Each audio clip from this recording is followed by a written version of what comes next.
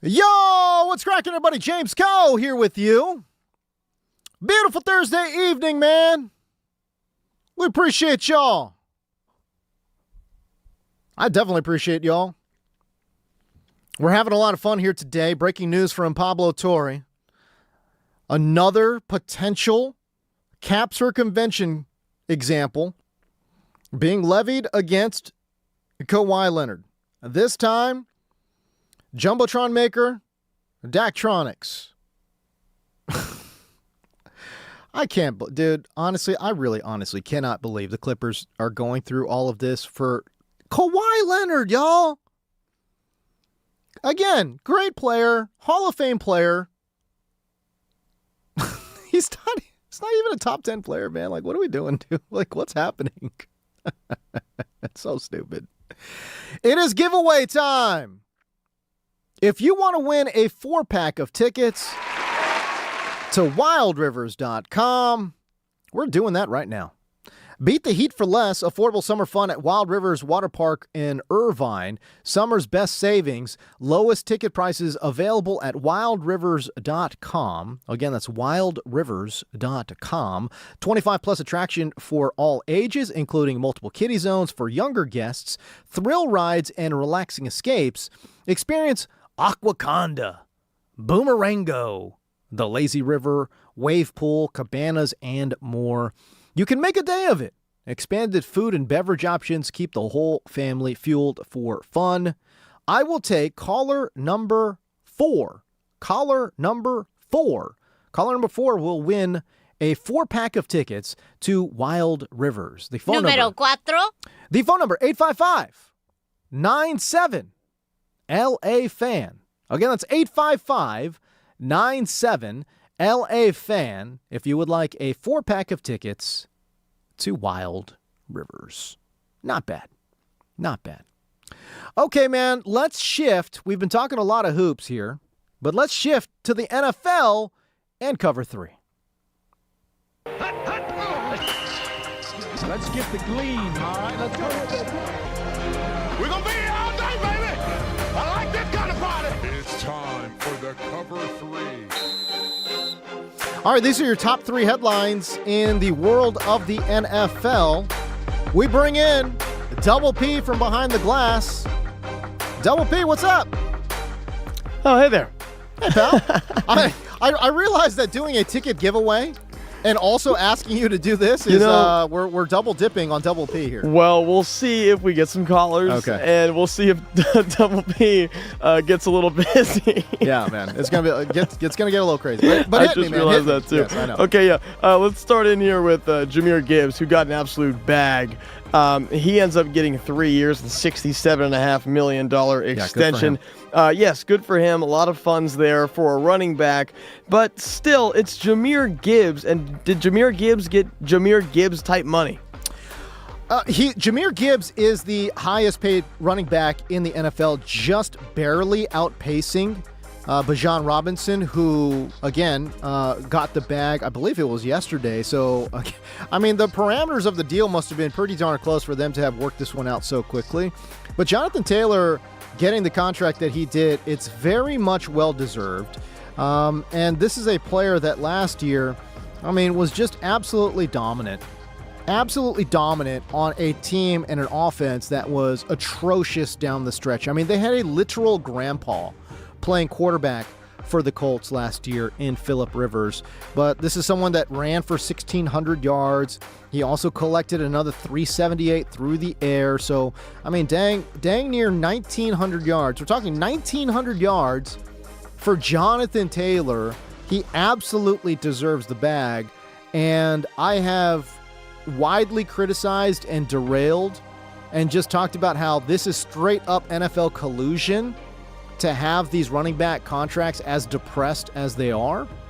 And it's good to see that the top end running backs are finally getting, I want to say, I mean, it's still not enough.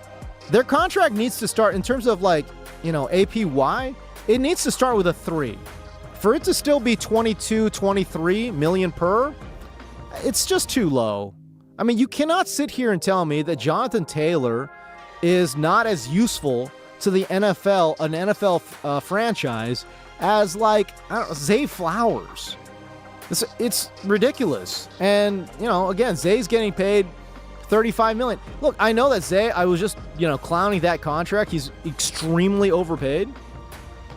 But these top-level running backs, they need to be getting paid, again, something in the ballpark of $30 million per year when we're talking about the top dudes. And Jonathan Taylor, Jahmyr Gibbs, and Bijan Robinson, Double P, these guys are the top running backs in the NFL. They're still underpaid, but it is nice to see that their salaries are climbing up a touch. Well, another guy who got that kind of bag was Bijan Robinson we just saw as well. So, obviously we're putting him in that class with those guys, of course. So all those guys got their bags. They're happy. They got paid. How about Tuli Pelotu? Yeah. Let's just call him Tuli. Tuli. Yeah. I like to go with Tuli. There you go. Yeah. Tuli was in full pads. As a matter of fact, you know what? We should call him Double T.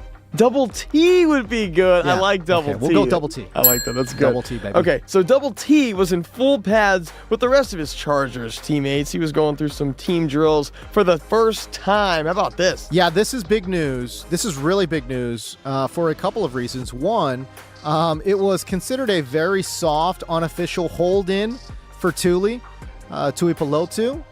But for him, because he hadn't been practicing with a mysterious injury, and I'm using air quotes on the injury part, most people kind of sort of figured he wants a new contract, and he deserves a new contract. He has led the Chargers in sacks for the past 2 seasons. He got to 13.5 sacks last year. And so, again, he is one of the most productive edge rushers, defensive ends in the NFL over the past couple of years. And I think a lot of folks are anticipating him to see a 4-year contract, somewhere around $20 million per. I just think with the salary cap increase, I would be surprised if he didn't get 25 per year. So like a 4-year, $100 million deal for Tuli Pelotu, Double T. And again, some estimates have him at like 20. I disagree. I think he's going to end up settling on like, I'm sure his agents are looking for 30. They'll probably settle on a 4-year, $100 million deal. We'll see how much of it is truly guaranteed. But the fact that he was in full pads and practicing for the very first time, it tells me 2 things. 1, that the contract is close. And 2, that, again, I think he was just dealing with the phantom injury. And, again, it sounds like the contract is very, very close. He deserves the contract. Whatever contract extension he gets, I think it's going to be in the ballpark of $25 million per, so we'll see. Well, we'll see for sure, but that's your cover 3 right there. Yeah, you got baby. Jahmyr Gibbs, Jonathan Taylor. Those guys are obviously first rounders in your fantasy football drafts. Oh, my goodness, yes. Of course, Tuli, who you cannot draft. No. Unless you're in an IDP league. But no. True. Tuli Pelotu, again, young player for the Chargers. I'm fully anticipating him announcing a contract extension relatively soon. So there you go. That's cover 3. In more related NFL news, Scott Steiner's son was suspended for 6 games. 23-year-old Saints wide receiver. All right, Jose, man, I'm all yours. Sorry, James hey, set me up P, a little producer Double P. segment there. Oh, wait, 1 second. Your microphone is on, pal. Can we turn the microphone off, buddy? Thank you. Hey, hold on. Can we congratulate Jose, though? He won the tickets. Oh, sweet. Where's he from? Jose from where? Jose, where are you from? Where we got him from? Oh, Alhambra. Oh, Alhambra? Yeah. Hell yeah. Jose from Alhambra winning the tickets, baby. Let's go. Jose from Alhambra's got some bomb Chinese food now.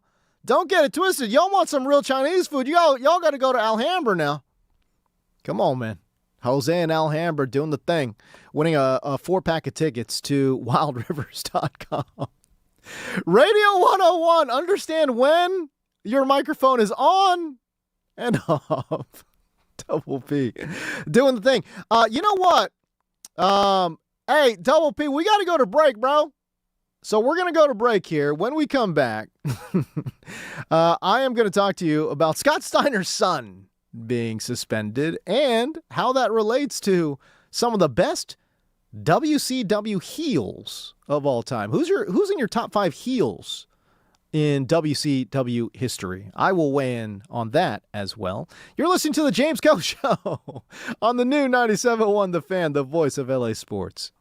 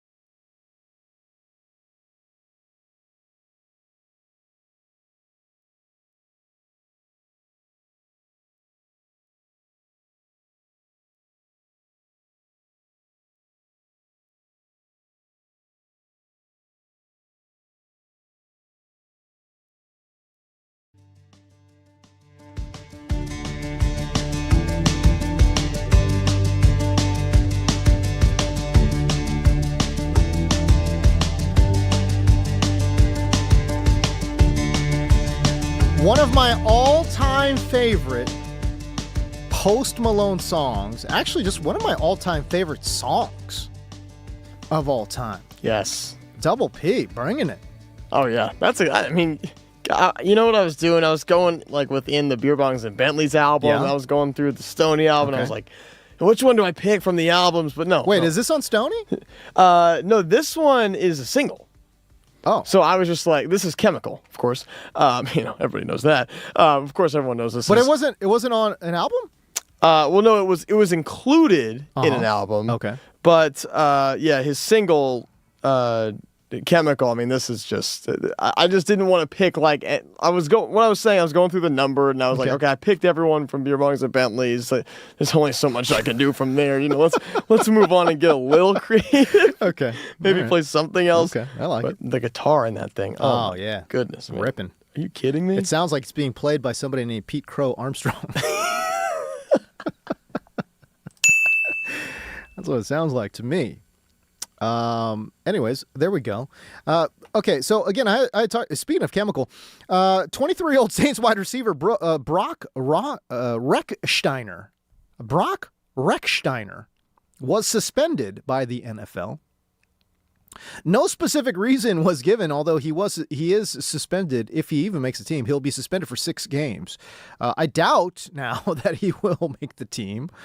His dad is WWE Hall of Fame wrestler Scott Steiner, one half of the Steiner brothers. Remember the Steiner brothers? They're apparently like Michigan wrestlers. And Scott Steiner's brother had like the earmuff things going, the wrestling earmuffs. The son, Brock Rocksteiner, was originally signed by the Saints as an undrafted rookie. We'll see if he makes the team. Not sure he will now. But regardless, Scott Steiner's son suspended for 6 games. And again, no specific reason was given, but because it's the internet, and because it's Scott Steiner's son, everyone is assuming it is PEDs.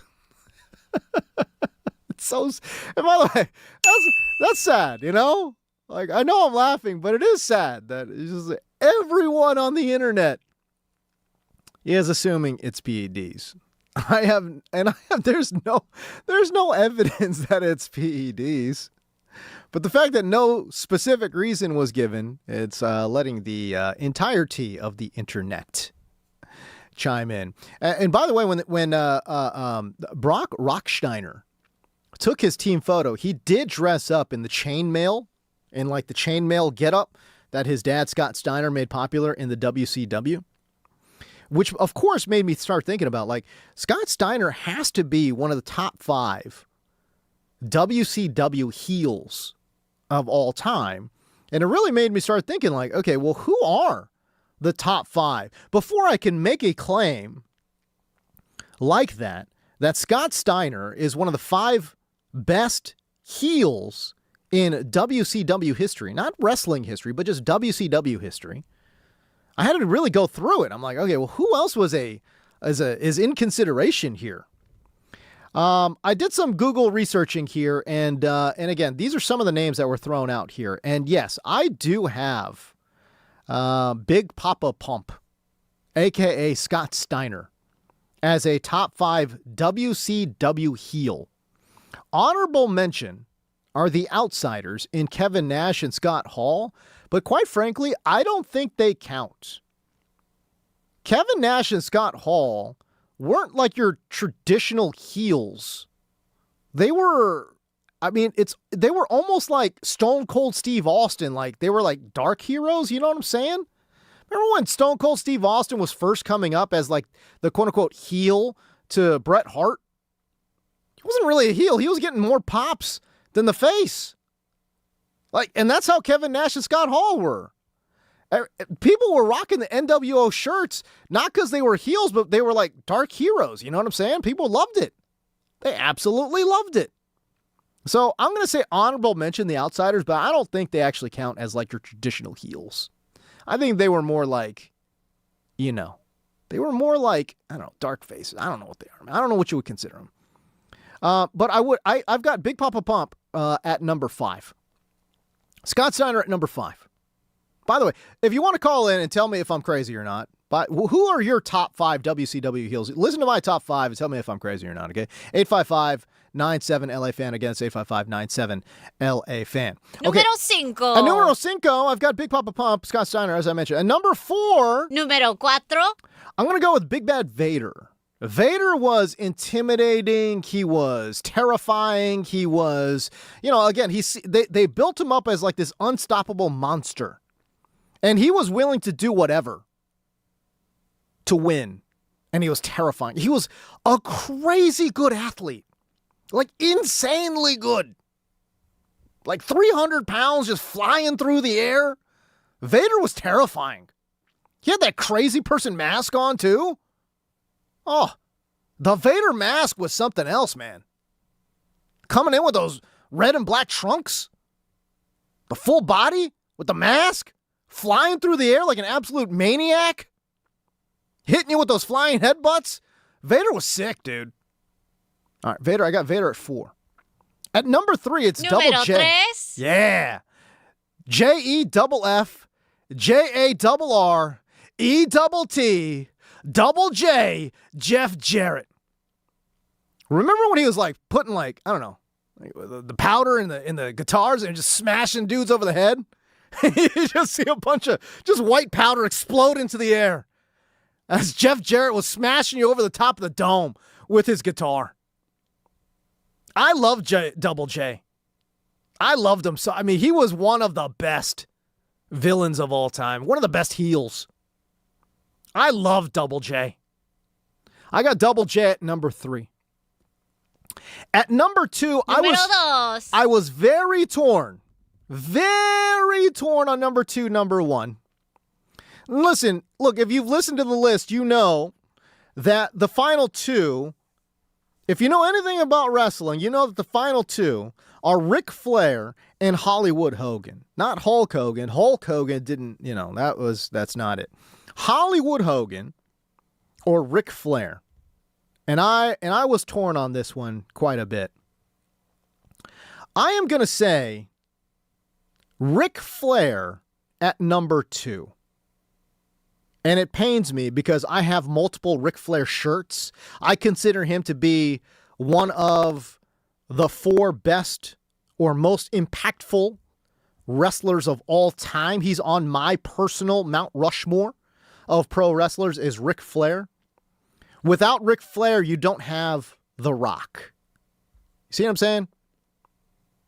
I mean, The Rock was essentially just the Samoan Ric Flair. Although I guess he wasn't Samoan. I don't know. I don't know what he was, dude.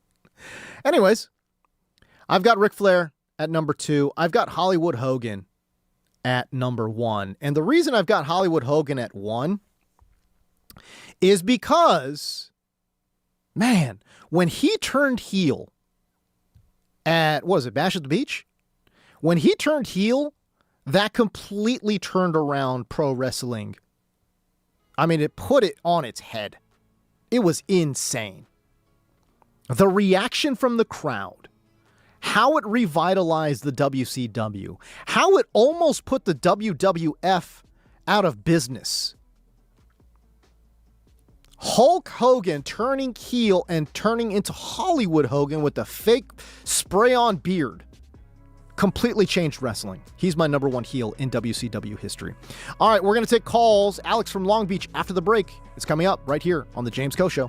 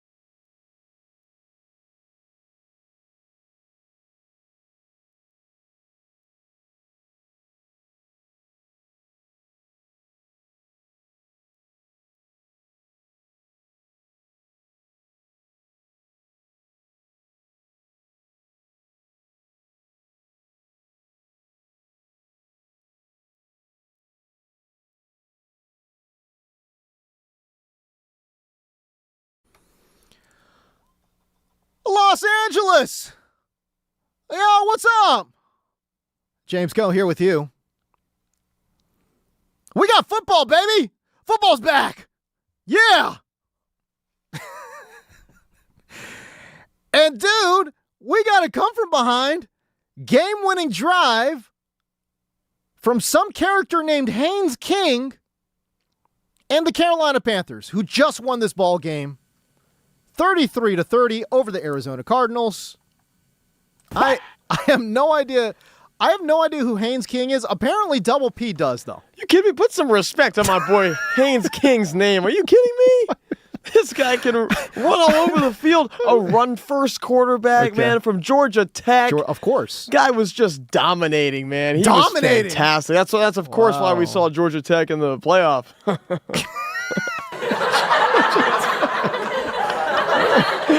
are we talking about? Goodness. Georgia Tech football for? It's like so funny, you know? Like we were in the break and I said, and Double P got really excited, like, oh my gosh, it's Haynes King. Like legit excited. I'm like, bro, who is Haynes King? Who is this guy? Who the is that guy? Haynes King, dude. My boy, man. Why? Why is he your boy? My closest friend from TCU last year, diehard Georgia Tech fan. And you know what's funny? What's that? He clearly didn't go to Georgia Tech because he goes to TCU with me. So, I mean. Why was he a big Georgia Tech guy? There was some sort of family ties there, but it's not like, it's not like Georgia Tech is like, oh, once you're a Georgia Tech fan, you just can't go out. You know what I'm saying? It's not like that. That's what I'm saying. So I don't know why, but we ended up watching like every game together. And yeah, it's fun to just have an excuse to go watch football. So I was like, oh, Georgia Tech, Colorado tonight? We're going. We have to watch that game. Wait, what? What are you talking about, dude? It's Georgia Tech, man.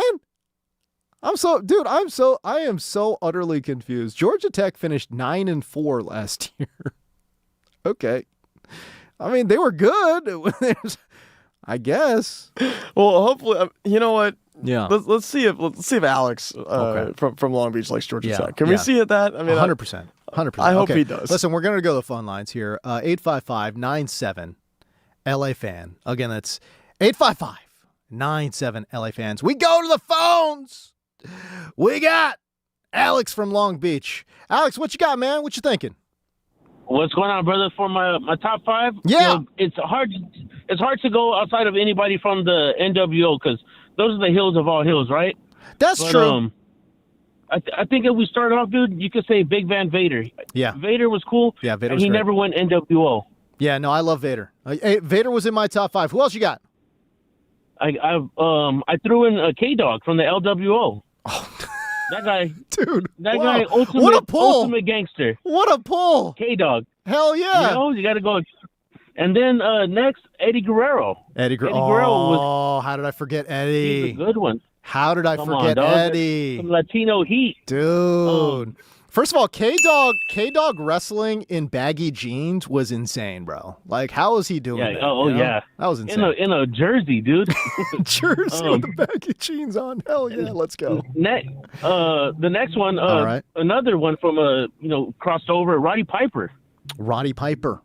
But when Roddy Piper got to WCW, I just felt like he was too old. And honestly, he wasn't really even a heel for that long. Like, he ended up being like a face because he was one of the guys that was going up against the NWO. So, I don't know. I keep him off my top five. Top five, you got to be pretty darn good, you know? Okay, well, this one right here, this one's going to hit. I guess you could say number two. Okay. Eric Bischoff, dude. That guy, he just, turned face. He brought everybody into that table, bro. You're watching Nitro. Yeah. You're watching Thunder. Yeah. Eric Bischoff is there at the table. Okay. He brings Hogan in. That's when they start to run the show. Yeah, I like it. Because Eric Bischoff. That's not bad. I like that, too. All right, what you got? What's your last one? It's got to be Hollywood, man. You can't really top him, bro. Yeah, I hear you. When he hit that leg drop and spray paint, that was it. The spray paint was so sick, dude. When he would turn guys over and spray paint their backs, like that was pretty sick, dude. I'm not gonna lie to you. That was a good one. There you go. Yeah, but yeah, man. Thanks for your show, bro. And I always listen, and it was a good time to chime in on wrestling, dude. I'm a big wrestling guy. Alex from Long Beach, dude. I appreciate that phone call, man. That is awesome. I love it. We got another phone call, or we got a comment in the chat? Yeah, we got another phone call, man. And you know what? Yeah. From the chat. Oh. How about David100_LA? Oh, what? Come on now. Let's Are you go kidding now. me? Hell From yeah. the chat coming live? Yes, absolutely. We go David from the chat and now live on the phones. David, man, what's going on, brother? What's up, James? Good to talk to you again, brother. Yeah. Listen, wrestling, I loved it in the early 90s, all right?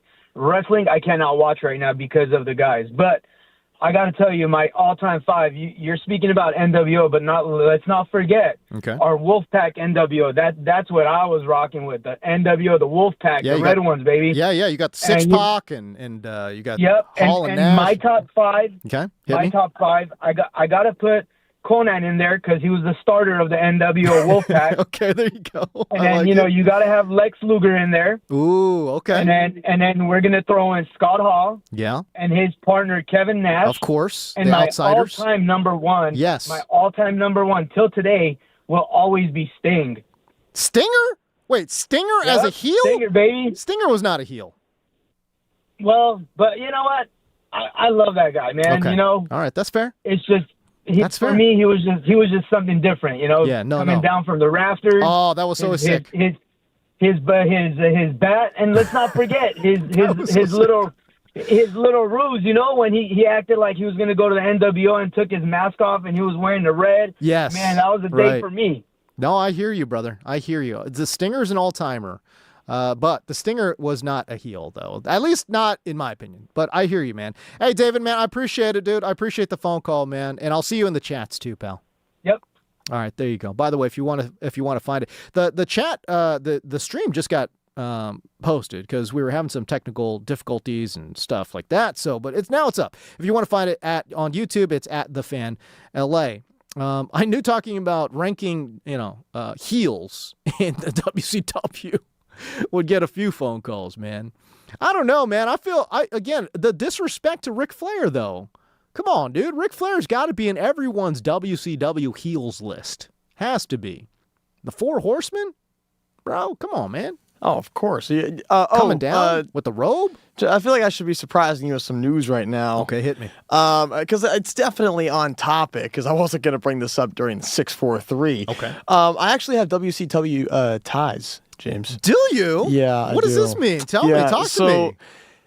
You probably won't believe it, Okay.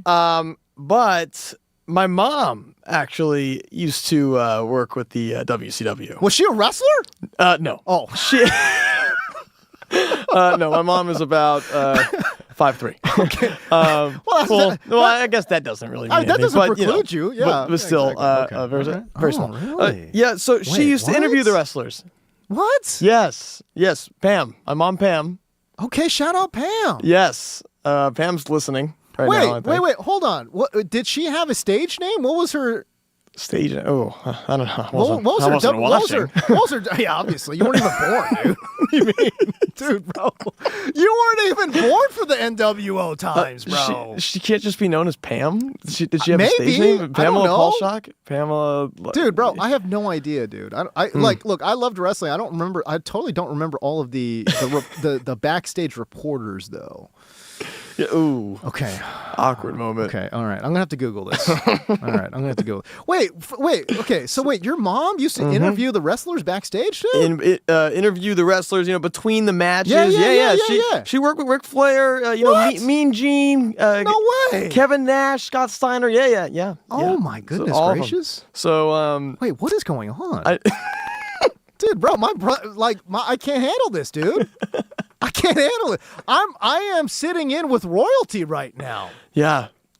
What? I know. And you know me, I'm just shout out Pam. Yes. Yeah, shout out Pam, seriously. She's listening. Dude. Oh yeah.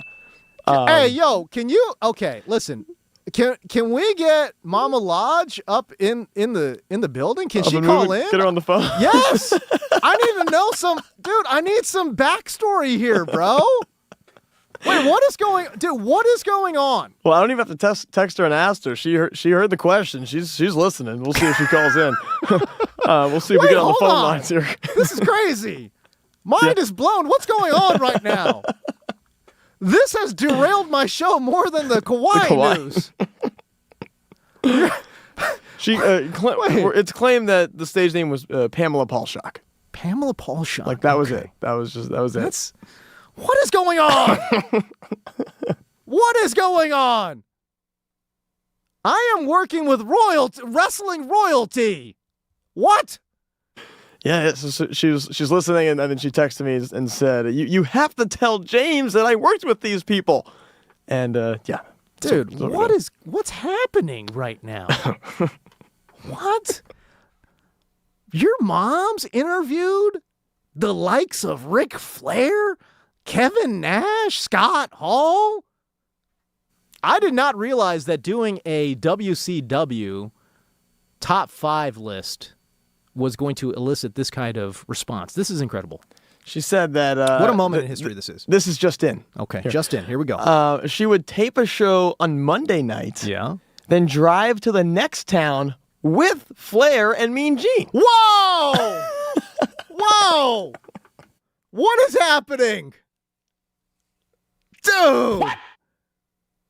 Come on! How cool would that be? You get to ride with Ric Flair, bro? Oh, come on! That would be incredible. Incredible. Awesome. Wow. Okay. I text her back. Cool, Mom. Mind absolutely, I mean, not just blown, like absolutely destroyed. Destroyed. Dude, for the longest time, I wanted your mom's job. Like that's what I was like, man, it'd be so cool if I was a pro wrestling announcer, man. That'd be awesome, bro. And your mom's was just out there just interviewing wrestlers in the absolute peak of pro wrestling. I gotta go home and see what she did. In the Monday Night Wars, when we're talking about the NWO versus the Attitude Era WWE, we're talking about Hollywood Hogan versus Stone Cold Steve Austin in the Monday Night Wars. This is, again, before digital, you had to literally just flip in between the channels. You're like, all right, what channel do I go to? Oh my gosh, what channel do I go to? Who had the better main event? Oh God, I don't know what to do. Meanwhile, your mom's in the trenches. In the greatest pro wrestling era of all time, Mama Lodge is in the trenches. In the trenches. Dog, what? Incredible. All right, how about this news, okay? Breaking news. Breaking news. Okay. Breaking news, hit me. This one's... All right, just make sure you stay in your seat, okay? Okay, all right, here we go. She once jumped into the ring to save Mean Gene in a match. What? No! Are you kidding me? What? What is happening? Mama Lodge was part of the Monday Night Wars. Somehow, some way, saving Mean Gene Okerlund. What is going on, dude? I can't handle this. I cannot handle this.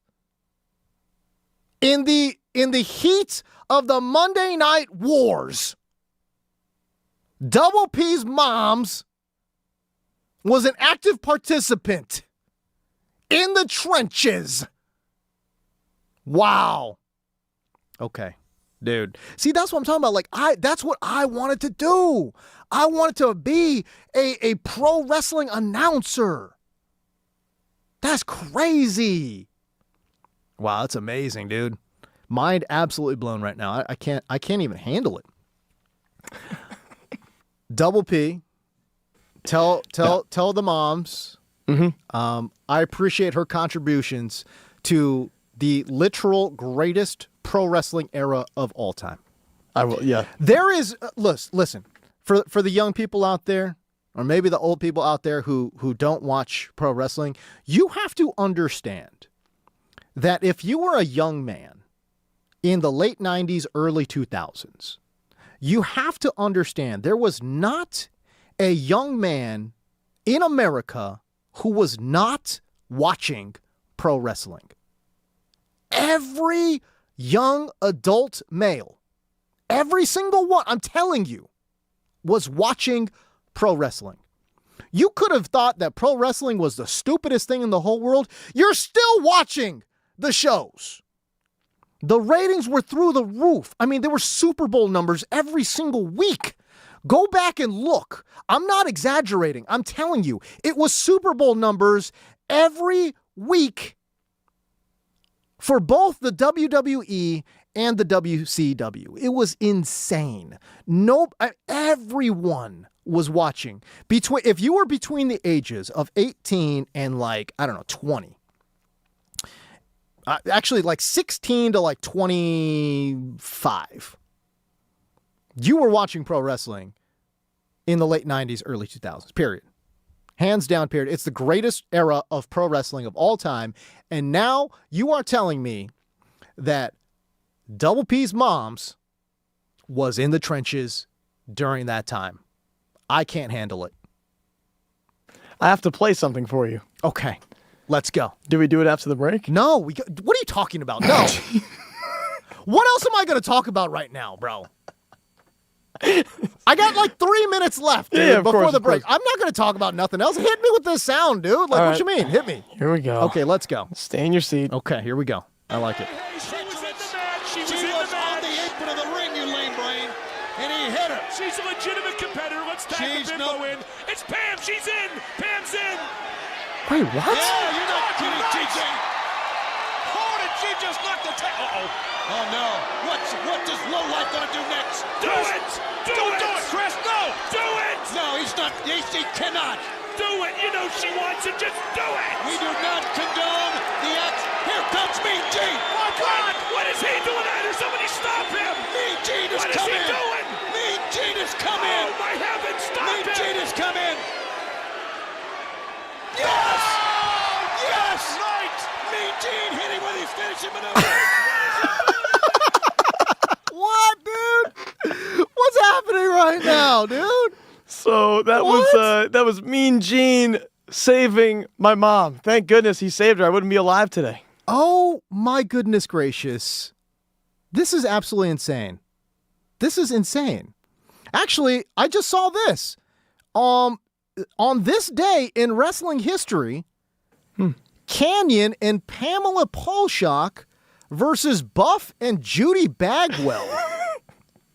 Wait, dude. On this day? Yes. What is this? Back in the year 2000. So this is 26 years ago. On this day, it was a mixed tag team match. Oh my God. Oh my goodness gracious, dude. I am watching Double P's moms almost get diamond cuttered by Diamond Dallas Page. Dude, what's happening? This is crazy.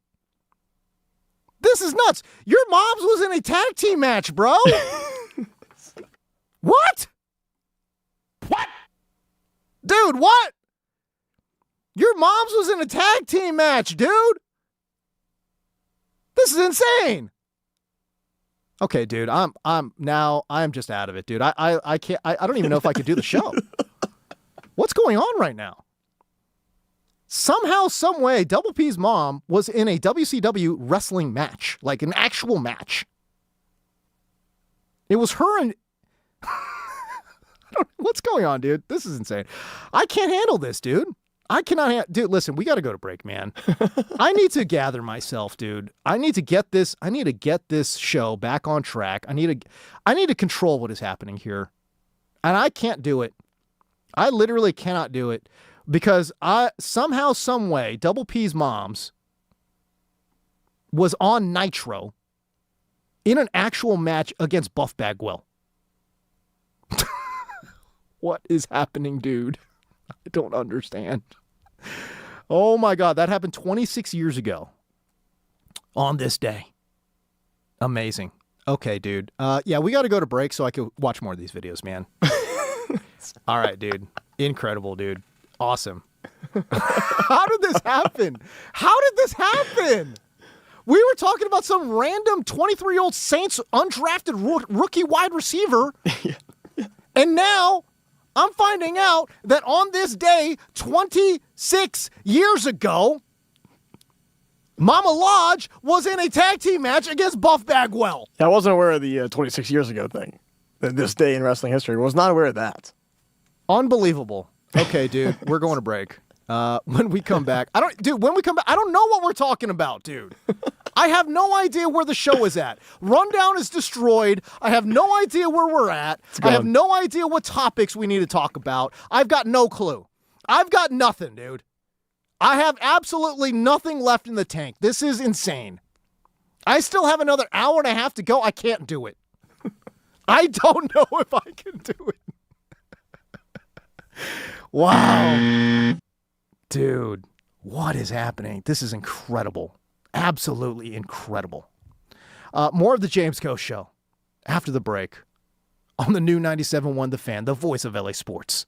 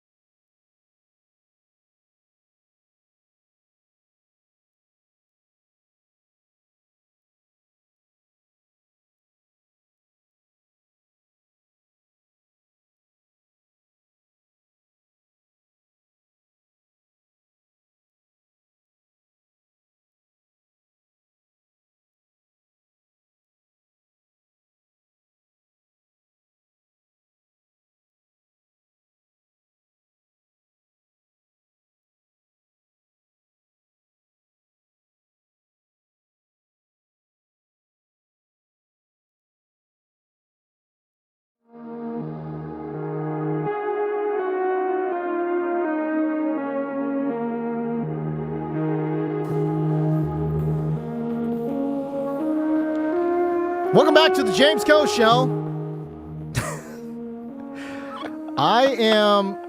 I'm just, dude, I don't know what I'm, like, producer P said, where are we going? I said, I have no clue. I legitimately have no idea where I'm at in the rundown. I have no idea what I'm supposed to be talking about. I am absolutely shook to my core finding out that Double P's mom was involved in the Monday Night Wars back in the day. What? How?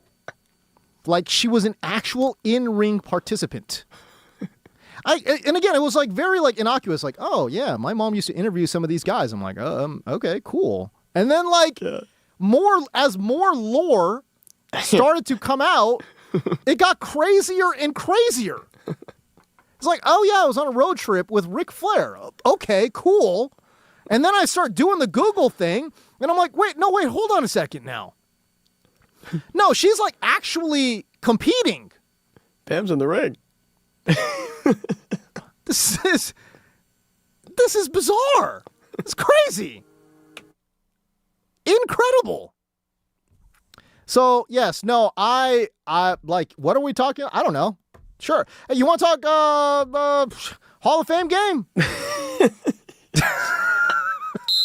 Sure, why not, dude? Let's talk Hall of Fame game. It's the first time we had to see some NFL action in a million years. This was certainly not more shocking than finding out Double P's mom somehow involved in the Monday Night Wars. Okay. This is the legitimately first time, I think, and the first and last time, I think I'm going to ask my producer's mom for an autograph. What? I'm asking my producer's mom for an autograph, y'all. This is where we're at in the show. This is where we are at in the show. Unbelievable. I don't understand what is happening. NFL football. 855-97-LA-FAN. And this is what's funny. 855-97-LA-FAN. This is what's truly funny. Half the audience has no idea why I am tripping. And the other half is tripping out with me. True. Literally half the audience is like, dude, bro, what is wrong with you, dog? And the other half is also absolutely tripping with your boy simultaneously. What a random show today has been. I have all this stuff I'm not going to get to today. I got tons of stuff in here that I'm not going to get to because more Kawhi Leonard news dropped. And perhaps more shockingly, I found out that my producer's mom was involved in WCW Monday Nitro. Amazing. Incredible. Like, as an actual in-ring participant. I need this autograph now. Only because your boy over here, I wanted to be a pro wrestling announcer. Like, that is legitimately what I wanted to do when I was a teenager. I know that sounds stupid, but it's true. Like, Tony Bischoff and really, like, Jim Ross. Jim Ross is legitimately one of the reasons why I got into sports broadcasting. Good old JR. Wow, dude. What is it? This is nuts.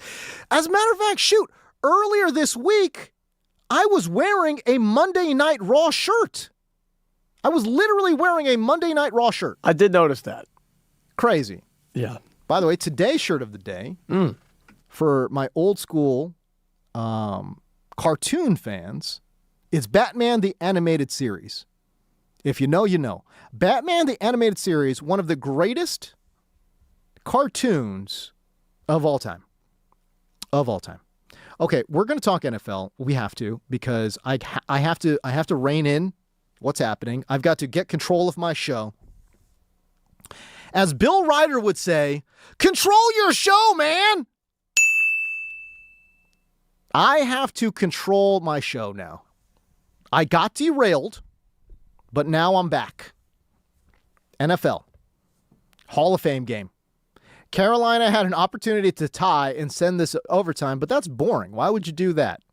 With 2 seconds left to go, backup quarterback, Haynes King, said, you know what? I'm calling my own number. Ran it in for a touchdown. Good for him. But, again, with all these preseason games, none of it really matters.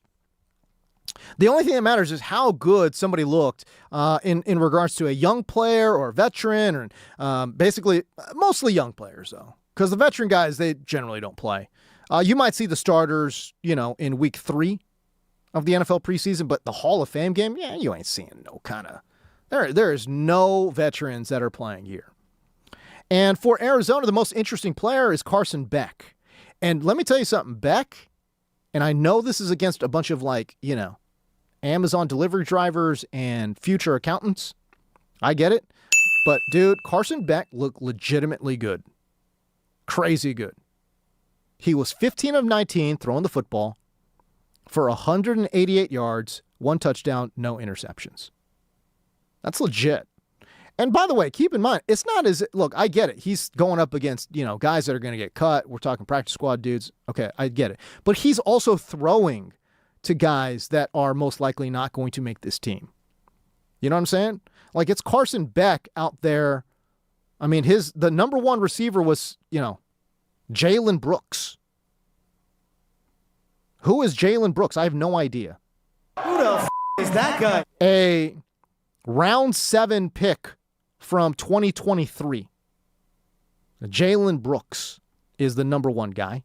3 catches for 99 yards. So again, he's just throwing to a bunch of randos too. And dude, Carson Beck looked legitimately good. By the way, it's a brand new coaching staff. It's Baby LaFleur out there. It's great. I don't like the fact that Nathaniel Hackett's the OC. That scares the bejesus out of me. But Carson Beck looked legitimately good especially when you watch the throws online too, man. The throws were on point. He looked good. This was a really, really good start for a young quarterback in Carson Beck, who started training camp. If you guys were following the Cardinals at all, which I'm sure you weren't because they stink, but if you're a football junkie like me, and you've watched a lot of Carson Beck from college, first at Georgia, then at Miami, he gets drafted by Arizona, and he gets drafted by a team that's got Jacoby Brissett, who was in a contract dispute. And Carson Beck got early work in training camp, and the reports out of day 1 from Cardinals training camp was that Carson Beck looked atrocious. But he has really developed as training camp has worn on, and so now that narrative has completely flipped on its head, and Carson Beck, by all reports, is one of the strongest competitors and one of the most improved players from training camp, and something that some insiders believe could be pretty exciting. Will he outpace Jacoby Brissett? I don't think so. But it's at least something to keep an eye on. And again, training camp reports were really good for Carson Beck, and now he put it on the field. Granted, it's in the Hall of Fame game. So again, temper expectations. But I will say he did look legitimately good. We go to the phone lines. Oh, okay. We won't go to the phone lines. I apologize. If you were calling and I took too long, I apologize. 855-97-LA-FAN. Again, that's 855-97-LA-FAN. If we are breaking down some of the performances here, Carson Beck, again, certainly shined. He's the most, I would say, relevant player in this game. If you're looking for a few little nuggets, how about Jimmy Horn Jr. for Carolina? 4 catches for 44. He led the way. John Mechie. Remember John Mechie from the Houston Texans? Was battling, I believe it was leukemia. He's now on Carolina. 3 catches for 38. So, again, none of the starters played. Obviously, it's the Hall of Fame game. It's too early in the preseason. But week 3, we'll start seeing some dudes. But again, Jimmy Horn Jr., John Mechie, these guys are going to be guys that compete for, not only a roster spot, but some playing time for Carolina as well. So we'll see. There wasn't really any running backs that made any kind of noise. Look, Kenny Pickett is is on the Panthers too, and he had a fine game. It was fine. 8 of 11, 62 yards, whatever. It's fine. It's fine. Bam Knight, running back for Arizona, 12 carries for 60. Decent. But again, we'll see. We'll see if any of that stuff makes a difference. I don't know. This is vanilla defenses versus a vanilla offense, but I will say the throws that we saw from Carson Beck, pretty good. Let's step away. When we come back, it is more of the James Coe Show on the new 97.1 The Fan, the voice of LA Sports.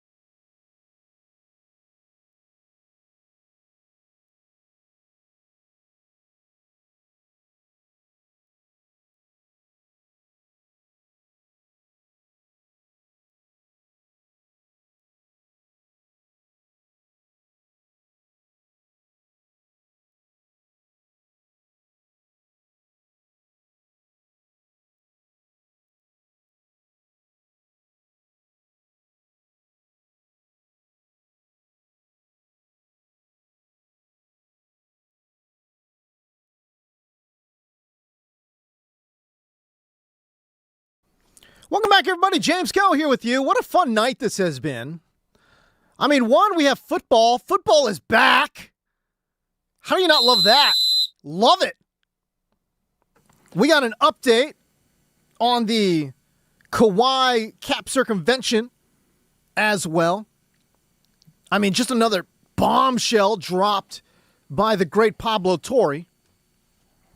And then we find out Double P's mom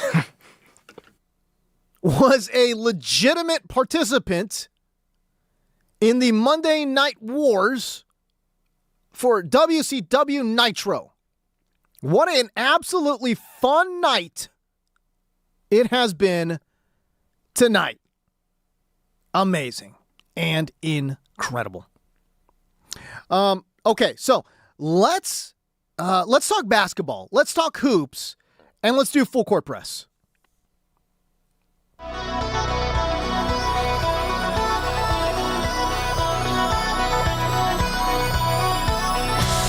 And now it's time for the full court press.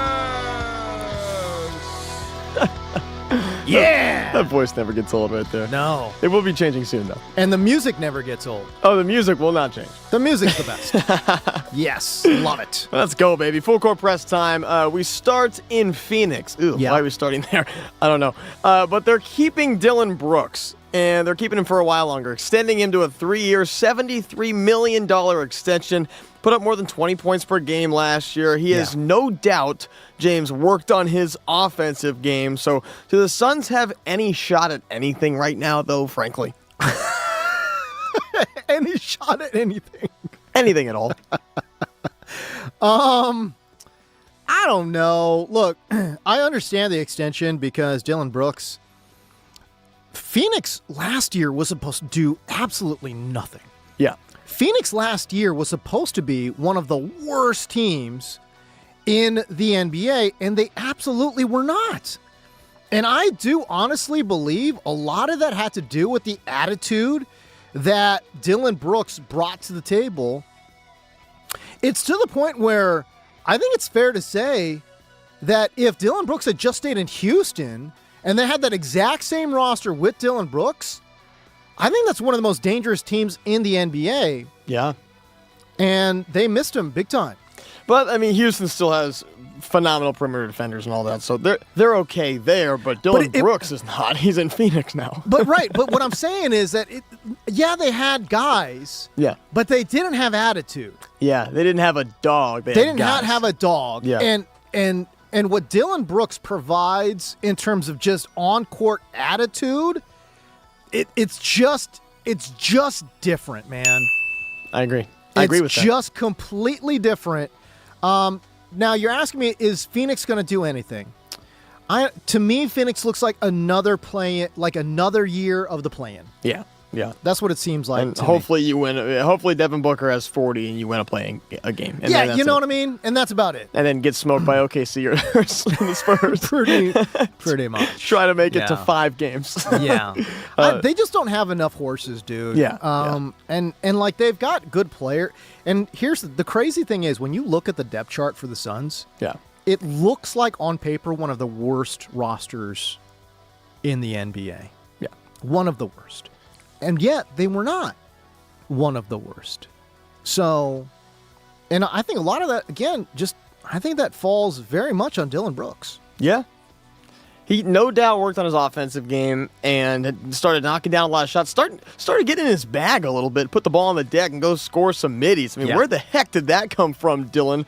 All right, let's move on because that team, in my opinion, no shot at anything. No. Let's move on to a team that does have a shot. That's the 76ers and bringing in LeBron James and Jaylen Brown. 76ers team president Mike Gansey says that their franchise guy, Big Joel Embiid, is feeling healthy. Because he's extra motivated. What do you think about that? Well, I mean, to that point, obviously, motivation is a weird thing, especially for an aging player, and that is what Joel Embiid is. But if you've seen the pictures of Joel, he looks like he is in phenomenal shape. He looks like he is in awesome shape. We know that he was dealing with a lot of injuries last year. was on a minutes restriction to start and really throughout the entirety of the season as well. And when he did play, there were stretches of games where you saw the MVP form. Yeah.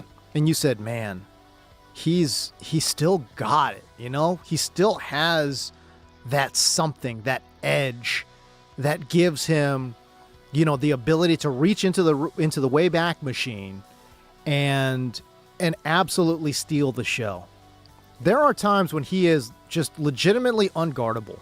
Oh, yeah. And you know, and the crazy thing is, too, Joel Embiid is obviously an older player. He's going to be, you know, he's entering his age 33 season. Mm-hmm. And yet still, last year, averaging just 31 minutes per game, still gave you 27 points a night, still give you 7.5 rebounds a night, still give you 4 assists a night, and 1.2 blocks a night. He was still a threat from long range and was still pretty good in the high post and low post as well. Joel Embiid, if he is healthy this year, and that's a huge if. Oh, yeah. He played 38 games last year. He played 19 games the year prior. He played 39 games the year before that. So he has not eclipsed 40 games in a season in 4 seasons. So that's a long time. But if he can reach back into the Wayback Machine, and you know what? The regular season does not matter for Philadelphia. No. The East is, again, wide open. If Philadelphia is a top 4 seed and they are healthy into the playoffs, I don't care. As a matter of fact, I don't care what seed they are. I don't think they'll be the number 1 seed, as a matter of fact. And everyone will be clowning and piling on to LeBron. But if Joel Embiid and this Sixers team is relatively healthy going into the postseason, watch out. I've always said that Joel is the most skilled big man in the NBA, but now you go ahead and look at Wemby, and that guy's pretty big too. Yeah. So second best. Second best, and second biggest, right. I don't know. But yeah, you go ahead and look at Joel Embiid, and he's just never on the court. Oh my goodness, I am not a fan of the injuries. The injuries of Joel Embiid.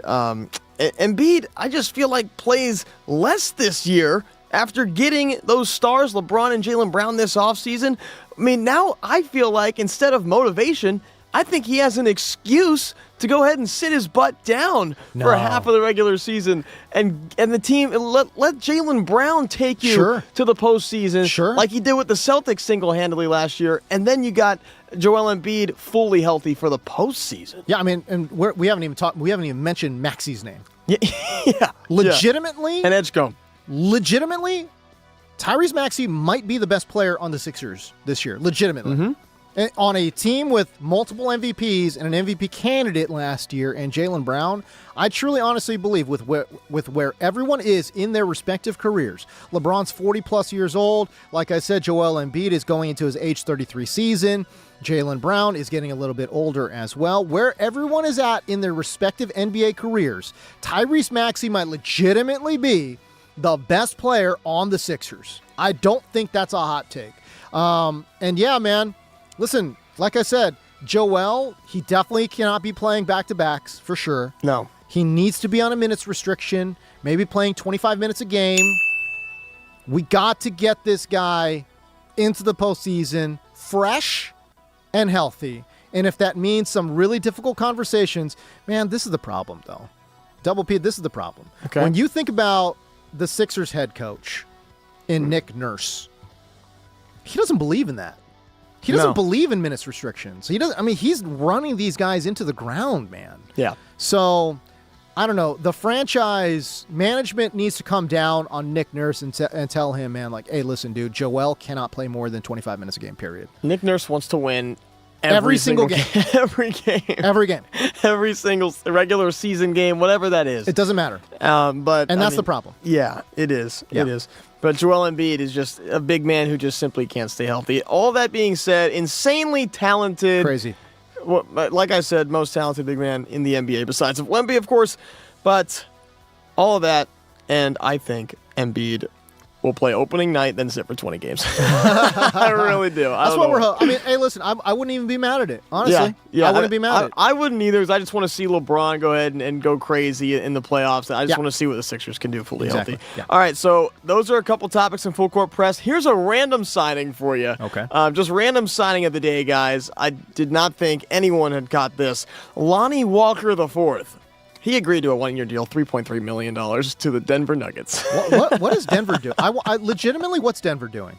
I have no idea. Like, they're so hard-pressed financially, and they're wasting a roster spot on a guy in Lonnie Walker that didn't play in the NBA last year. Yeah. Like, what are we doing? I'm so confused. And, like, that was, like, their off-season move. Why are they doing this?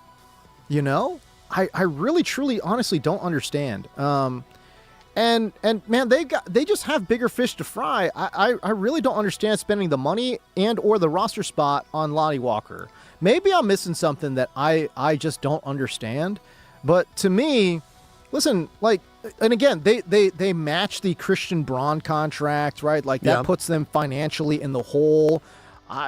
Peyton Watson is somebody that they need to be paying attention to. I'd rather have Peyton Watson than Christian Braun. Like, I'm so confused what Denver is doing.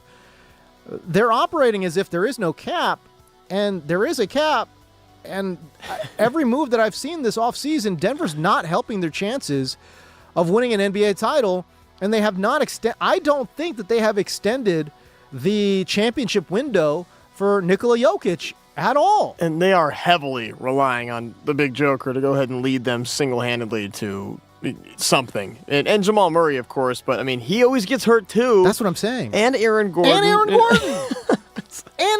They've done nothing to extend the championship window at all. No depth that they did. They made no moves this offseason. The team's a mess. I don't understand it.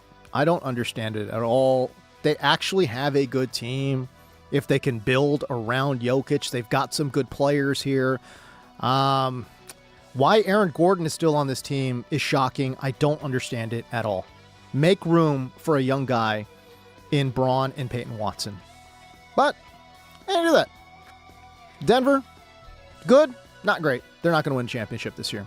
All right, we step away. We'll be back. You're listening to The James Coe Show on the brand new 97.1 The Fan, the voice of LA Sports.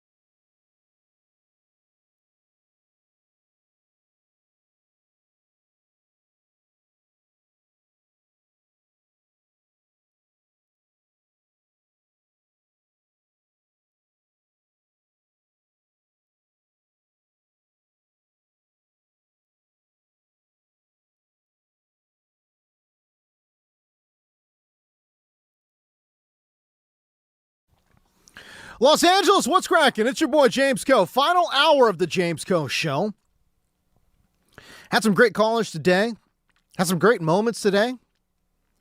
So random. Today of all days has been the most random show. For sure.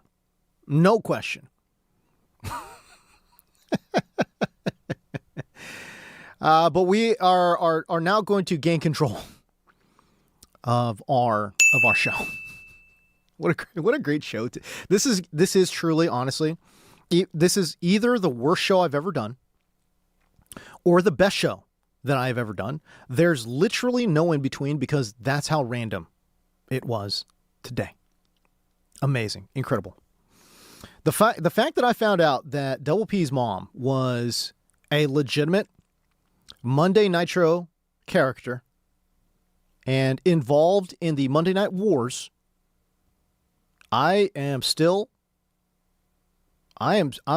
shook over it all. I'm legitimately asking if Double P's mom is listening right now. I am not joking when I am saying that I want an autograph. I am not joking. I want you to know. Again, this is directly to Double P's mom. I want you to know I don't have any autographed memorabilia at all. I have two pieces of autographed memorabilia. One is my favorite basketball player of all time in Hakeem Olajuwon. I've got a signed basketball of Hakeem Olajuwon. And the other one is a signed picture of Tom Brady. But I won that in a raffle, and when I won it, I said, oh, man. It's like, oh, man, I got this. Ah, dang it. I didn't even want it. Not a big Brady guy. Not a big Brady guy. Look, I recognize he's a great player. But again, I don't have a lot of, I just don't have a lot of, I never want autographs. That's not really my thing. Oh, I take that back. I also have a baseball signed by Matt Kemp. Oh, okay. Yeah. My then girlfriend, current wife, she and I went to a baseball game, went really early. And I think that was the first baseball game we went to. And we went really early and we got a bunch of signatures, and she got a baseball signed by the great Matt Kemp. So that's it. That is it. That's all we had. And now I want an autograph from Double P's mom. So stupid. Why? Because here's the thing. When else?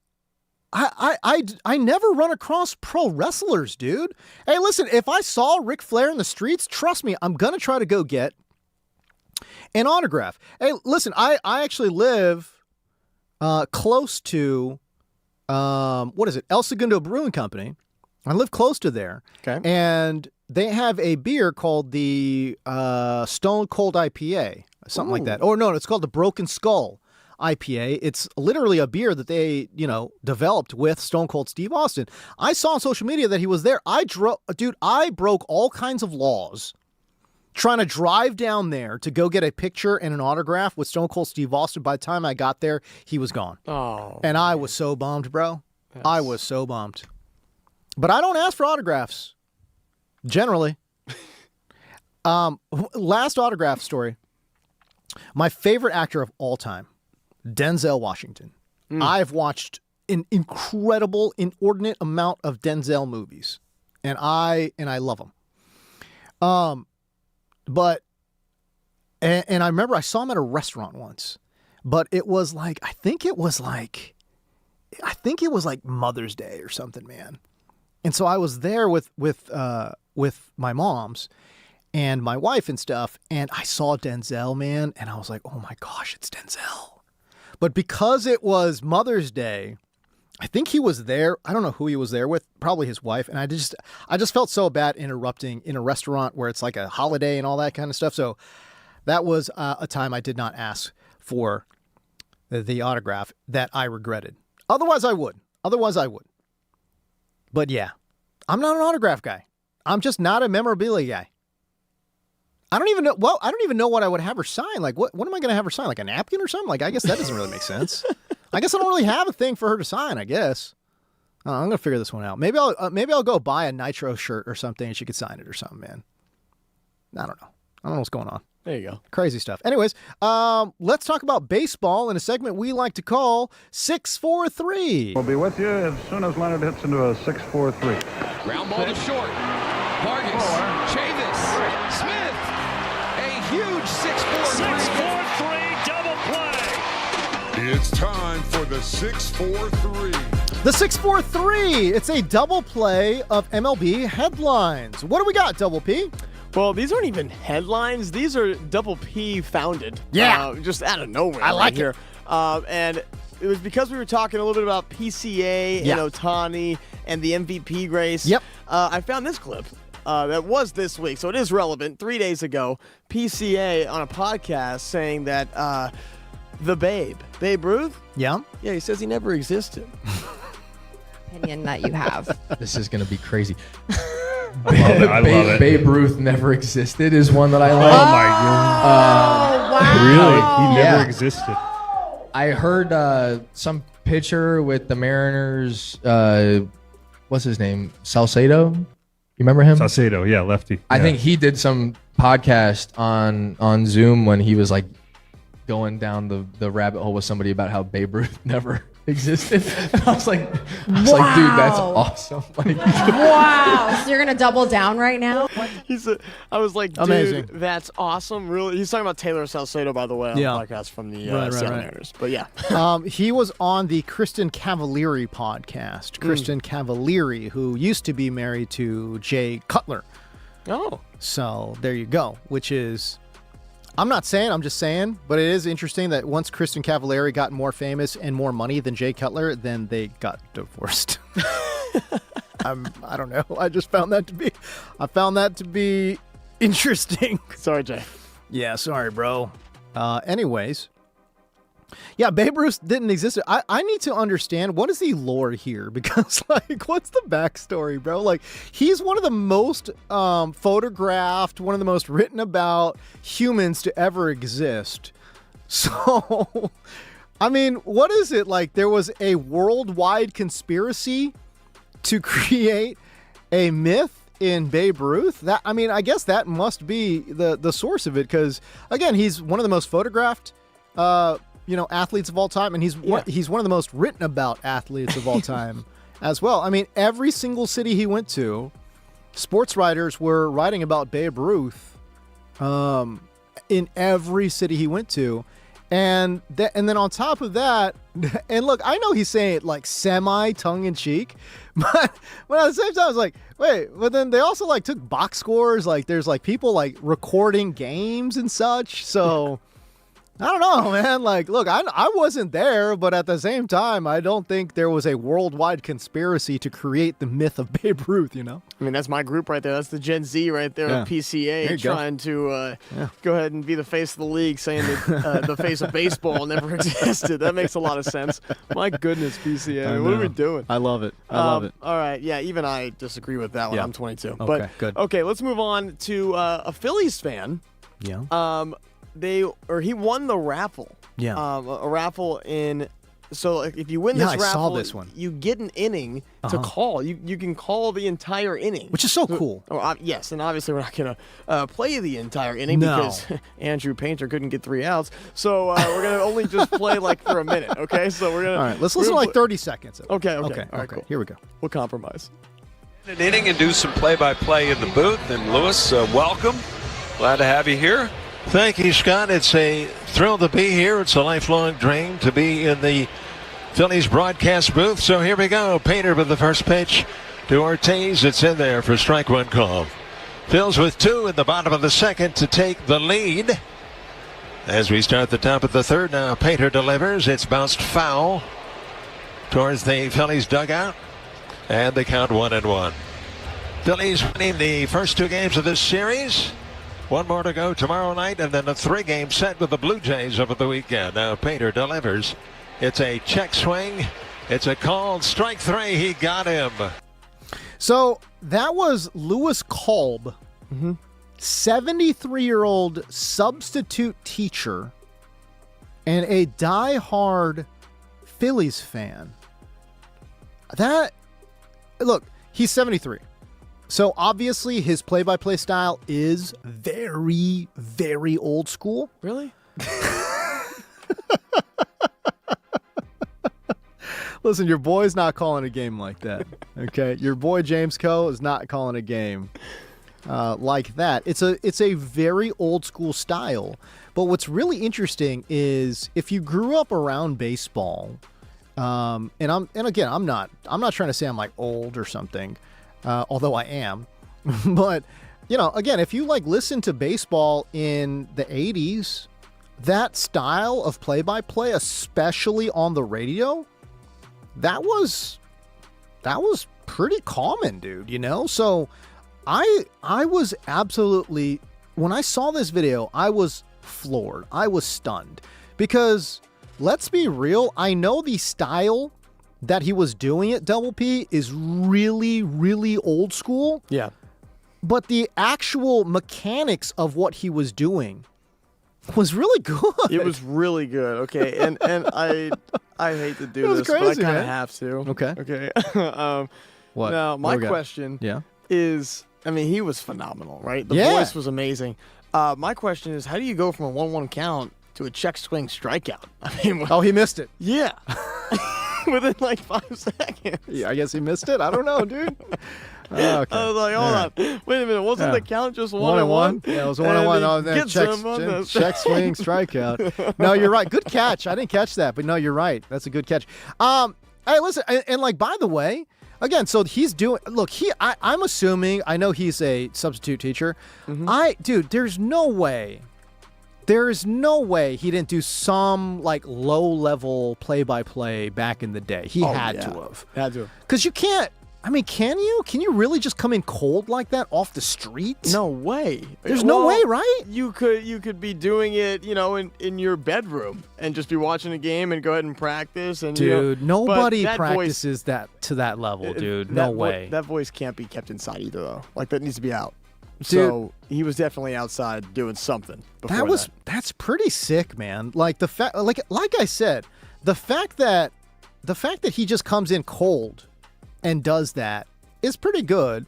And by the way, broadcasting 101, if you make a mistake, just keep trucking, dude. Yep. Just keep going forward. Most people, see, this is what's interesting. Most people, if they messed up, would stop and start stuttering and doing the ums and ahs and all that stuff because they're like, oh my gosh, I'm blowing it, right? Like you get in your head immediately, right?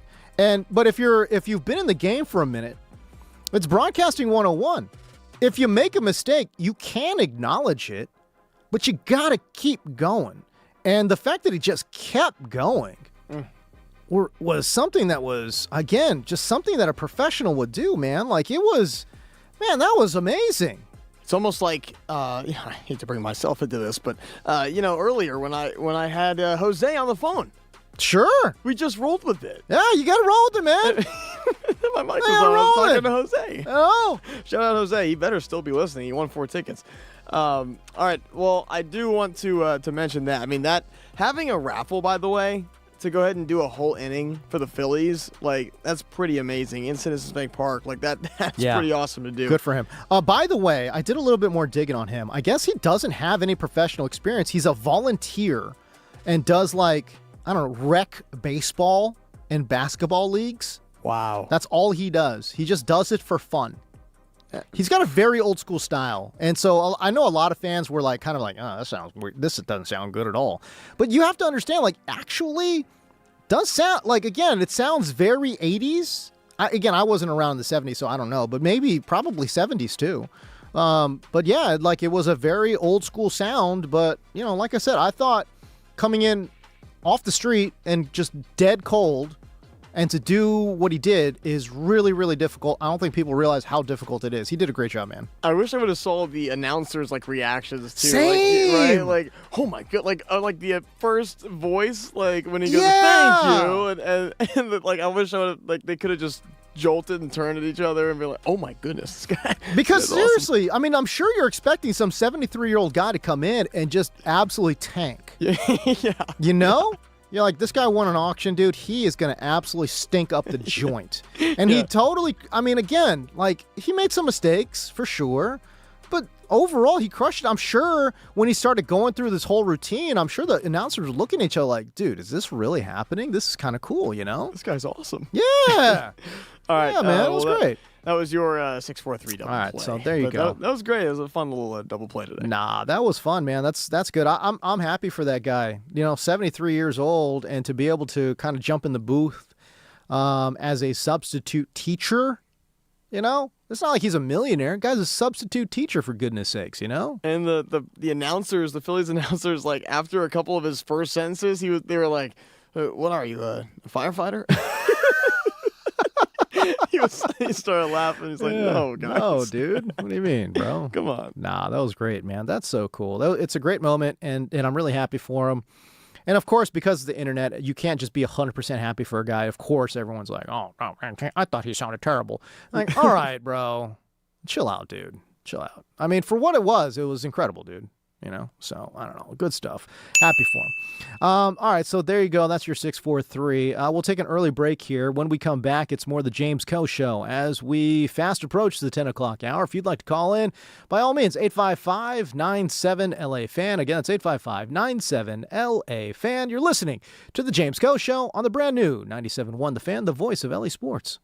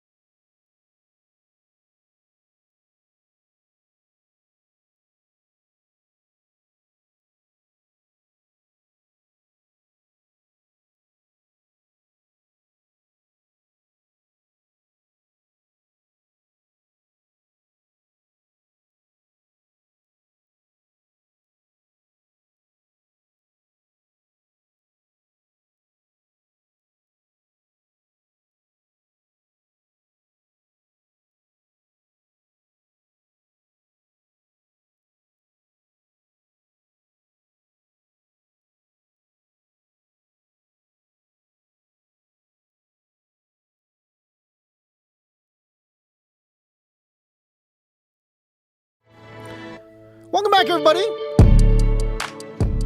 Oh, yeah, let that run. James Coe here with you. Last 30 minutes of the show. Let's go. 855-97-LA fan. If you want to catch a replay of the show, you can listen to it on YouTube at The Fan LA. This show went off the rails and went completely unhinged in the second hour of the program. I was not sure if I could keep going. I was completely in the woods because this show got unhinged. If you are just joining us, I found out today that Double P's mom was a WCW Nitro broadcaster. Absolutely insane. You know, and it's so funny too, because the way that Double P introduced this whole concept, I was doing like, top 5 WCW heels. Let me talk to you about Big Papa Pump, Scott Steiner. You know, I'm really debating the merits of the heel work between Ric Flair and Hollywood Hogan. Let me tell you why I don't consider the Outsiders to be actual heels. That was my segment, guys. And here comes Double P. And he's like, oh, yeah, hey, you know, my mom used to work in the WCW. I was like, oh, okay, cool. Like, I'm thinking, like, I don't know, like advertising or like sales or like. Yeah, she was in sales. Or like HR or something, bro. I was like, all right, cool. Like, all right, that's cool. That's neat. That's pretty fun. I wonder what that was like back in the 2000s, you know? Double P's mom working in HR. That's cool. No. And it was like a slow drip of information. Like, oh, yeah, she used to interview some of the wrestlers. I'm like, wait, what? For like what? Like the website? Or like, what are we talking about over here? Oh, no. Like actually on camera. I'm like, wait, hold on, dude. What? And then we start doing the Google deep dive, bro. On this day, 26 years ago, she's in a freaking match with Buff Bagwell. Mean Gene Okerlund. Let me tell you something, brother. Mean Gene, all my Hulkamania. Like that Mean Gene. Mean Gene, let me tell you something, brother. Like that Mean Gene. Mean Gene Okerlund. One of the superstars involved with the U.S. title tournament. And say, you're pretty cute. I said. What is happening, dude? That's Double P's mom. That's Double P's mom. If you're wondering why it went so unhinged and I almost walked out of the studio, if you're wondering why for the very first time I've ever had to ask my producer for my producer's mom's autograph, that's it right there, bro. Don't make no sense.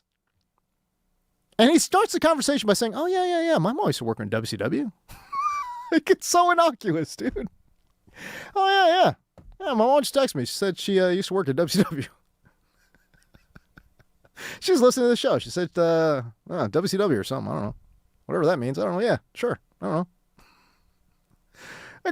This was the crazy thing. Like, she's out there fighting Buff Bagwell before Double P is born, bro. What's happening? It's crazy.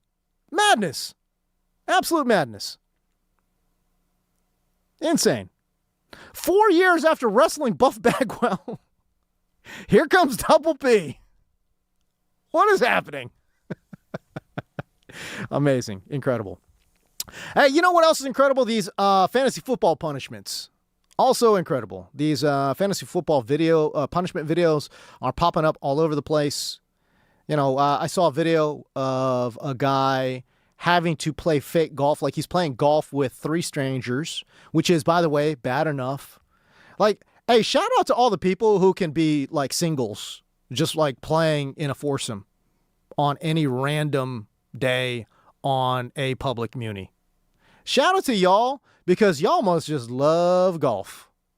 Y'all must love golf to another level. I'm like, man, I could never in a million years imagine playing golf by myself with 3 strangers. Like, and listen, no, I'm not dogging on these dudes. I'm saying you just must love the game that much. I don't love the game that much, dude.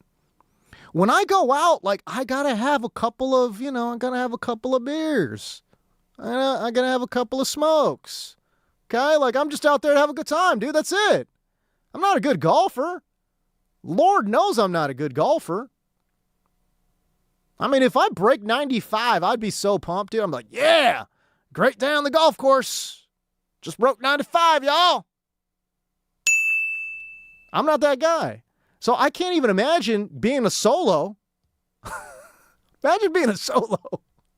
That's so foreign to me. That's so alien to me, dude. I'm like, dude, why in the world would I ever come out to a golf course by myself? Also, like, what if you had all your boys together, you guys wanted to go play golf, and you got 4 of the guys, a group chat of 4, but one of them can't make it, And then you're like, oh, dang it. All right, we got to get paired with a rando. And you're paired with the rando, and he's terrible. Oh, terrible. And he's holding you up. Oh, my goodness. That's bad, too. Well, actually, I actually would rather, because first of all, I'm terrible, so I can't, I really can't judge. I'm not going to be the guy that judges. But actually, the only time I ever didn't like playing with a rando was when he was like legitimately really good, but also had anger management issues. And he's like giving you the look. No, not me. He's like angry with himself. Oh no. Like the guy's like he's like pace to shoot 80, right? And he's just like slamming clubs and like kicking stuff because he's like a yard off the fairway. He's like a yard off the fairway and just absolutely losing it. You're like, bro, chill out. Like he's got like a 15-foot putt and he just cannot believe he didn't make it. I'm like, dog, it's a 15-foot putt. You have less than a 30% chance of making it. Like, what? Why are you like this, dude? Don't be so hard on yourself. It's so, and it's just like, and like the guy with the anger management issue, he knows that he's not going to tell you nothing. Like, because I'm terrible. What's he going to say? Nice shot? As I'm like hitting my driver like 190 yards? Like, oh yeah, great shot. Shut up, dude. Shut up. Dude, I know you're judging me with those judging eyes, bro. Like, I know you're judging me, dude. It's fine. Like, and like, that's what I'm saying. Like, I don't like, that's the only time I didn't like getting paired with the rando. Other than that, it's fine. Normally it's cool. Like, I'm usually, and by the way, you got to set the expectations early. If you're there and you got 3 people and you get paired with the rando, or if it's like a 2-and-2 situation, you let them know. You got to let them know early, bro. Like teeing off, hole 1. Hey guys, and I'll even say like, hey man, I hope y'all ain't too good because I suck. Just set the expectations early. Have them know, listen, dude, we're all out here on a public muni. Okay? If you want to play better golf, don't be playing in an LA muni and then getting mad at me because I'm out here chugging a beer before the first tee. We're just trying to have fun out here, guys. Okay? Yeah. Like, chill out. I mean, don't get mad at me because I'm looking for extra ice for my cooler. You know what I mean? Don't be mad at me because I'm looking for the cart girl. Yeah. Where's that cart girl at? I already went through 3 beers. I brought 3. I'm through 3. My golf is terrible. I'm 18 over through 6. I'm 18 over through 6. I've just triple bogeyed 3 holes in a row. Listen, dude, don't get mad at me. So you set the expectations early. Okay. Yeah, that's what you gotta do. Golf tips. If any of the listeners are bad at golf, listen to these tips from James. I have no tips whatsoever, and it's funny too because I do consume a lot of like golf social media stuff that tries to help me with my game. Yeah. This is the real problem. Like if you watched me play Double P, like you would say off the tee, you're like, okay, this guy's probably like I don't know, like a 20 handicap or something, Like, you know, like he's probably every now and again going to break 90 or something, you know? Yeah. Like that's what I look like tee to green. But once I get within 10 yards of the green, I have absolutely no idea what to do. I'm sculling shots over the green. I'm fluffing it like 2 feet in front of me. So you're just like I'm 3-putting everything. Oh. Tee to green though, I'm good. Like I'm legit. I'm straight. Like, you know, I'm probably hitting like 60% of fairways off the drive. Are you also the type of player that, you know, if you're right off the green and it is like thin grass, but I'm you're still putting. you're No, I'm putting. I'm using the Texas wedge, dude, every single time, bro. I'm not good enough. Like I'm always like, why? Okay, like I'm watching people like do flop shots and stuff. I'm like, dude, bro, come on, man. What are we doing out here? I don't understand. You know. And by the way, it's an LA Muni, so you know, like if you're like 5 feet off of the green, it's gonna be you could putt that thing on there, dude. just putt it. Yeah, just putt it, dude. Just putt it, man. Anyways, I don't even know how I got down here. Oh, we're talking about. Wait, hold on. Now I'm talking about fantasy football punishment. Oh, because I saw a video. Like I said, I saw a video of a guy. He was a single, and his fantasy football punishment was that he had to go play golf with 3 other people, but he had to pretend to play golf. He didn't actually have a ball, and he was just swinging the club. And so the people playing with him thought he was an absolute crazy person. So. And he's like, you know, he died of like, you know, just like embarrassment, you know, because he's like, yeah, all right. Anyways, that was one fun at fantasy football. It was very creative. But one of the more common fantasy football punishments nowadays is that you got to sit in some, you know, some pretty rugged restaurant and stay there for 24 hours, and you get hours knocked off if you know, whatever. Like the Waffle House one's the most famous, right? Like you go in Waffle House, for every waffle you eat, you get an hour knocked off of your time. So some people are out there trying to eat, you know, like 15, 16 waffles. And even then you're still there, you know, 16 waffles, you're still there 8 hours, dog. Like you're still there 8 hours at Waffle House. Now we don't have too many Waffle Houses in the LA area. So I was just thinking, and by the way, the McDonald's one is also very common and popular, right? Like you get 24 hours in McDonald's, and it's something like if you eat like a 6-pack of chicken nuggets, like you take 30 minutes off or something. If you eat a Big Mac, it's an hour off, you know, or something like that. So it's like, well, first of all, you just can't eat that many Big Macs. You would absolutely puke all over yourself. But that's got to be, and I was thinking about this now, so like that's got to be one of the worst places to go, right? Like 24 hours in Mickey D's. And by the way, I'm saying this as somebody who loves Mickey D's. I love the chicken McNuggets. Really? The chicken McNuggets are legitimately good. I used to go goo goo gaga over those weird apple pies that they had. Yeah, I know what you're This talking is also why I'm fat. Okay, like this is really okay. Like I'm fat, bro. Okay. I'm just saying, like I used to love their the fudge sundaes that they got with the nuts on top. You know? Just the vanilla ice cream. Vanilla ice cream with the beautiful. strawberry topping and then the nut. Okay. But yeah, no, I love McDonald's. I think McDonald's is great. And dude, like the QPC, a little quarter pounder with cheese, bro. I'll take it. But if you're telling me I got to eat more than one of those QPCs, we're hurting. We're hurting. Especially nowadays. Maybe when I was your age, dude, like I could do it, bro. Like in my 20s, I could probably eat like, I don't know, like 4 QPCs or something. But like, I can't even imagine 24 hours in a McDonald's. That sounds horrific. Yeah. Can't do it. And then, okay, so there's no Waffle House. I would just say you could replace that with Denny's. Right? Oh, yeah. So a little Mickey D's. So Mickey D's versus Denny's versus Taco Bell. Yo quiero Taco Bell. Yeah. A little Taco Bell? 24 hours in a Taco Bell, bro? That's crazy. That is crazy. That's crazy, dude. You get an hour knocked off for every bean and cheese burrito you eat? They're not open. Are they open 24 though? They're not open. I think there's some that are open 24. Oh my goodness! Could you imagine if they weren't and they're cleaning up? Like, hey buddy, hey dude, we're cleaning hey up. dude. Oh no, I gotta stay. No. I need to eat at least another 10 bean and cheese burritos. Dude, your stomach would get wrecked. Oh, you guys can't close up yet. No, sorry. And I apologize for the bathroom. My bad. That's on me. That's on me, everybody. Okay, so we got Mickey D's, Denny's, Taco Bell. I thought KFC would be another good restaurant. Can you imagine 24 hours in a KFC? And for every piece of fried chicken, you get, it can't be every piece you get 1 hour off. Because, I mean, dude, listen, I could eat 24, I couldn't eat 24 pieces of fried chicken. That'd be too much. But, like, let's say you had, like, you took off, like, 30 minutes for every piece of fried chicken you ate. You have, like, I don't know, what if you had 20 pieces of fried chicken, that would take 10 hours off. Yeah. Oh, man, you're still in there 14 hours, though, bro.